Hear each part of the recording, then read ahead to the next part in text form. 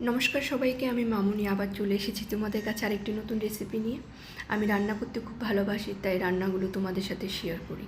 তো আজকে একটা রান্না তোমাদের সাথে শেয়ার করছি, সেটা কাতলা মাছের হচ্ছে টমেটো দিয়ে পাতলা ঝোল। চলো দেখে নাও কীভাবে করেছি। প্রথমে মাছটাকে ভালোভাবে ধুয়ে হলুদ লবণ তেল দিয়ে ভালোভাবে মেখে ম্যারিনেট করে রেখে দিয়েছি। এক এক করে সব মাছগুলো ফ্রাই করে নিয়েছি।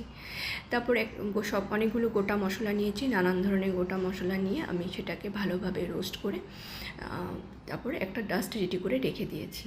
তার জন্য লাগবে, মাছটা করার জন্য লাগবে 2টা টমেটো আর 3টা কাঁচা লঙ্কা।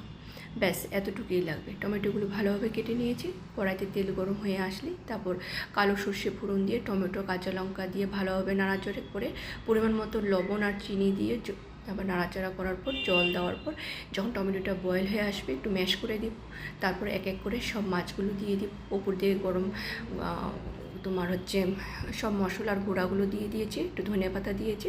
রেডি আমার টমেটো দিয়ে কাতল মাছের ঝোল।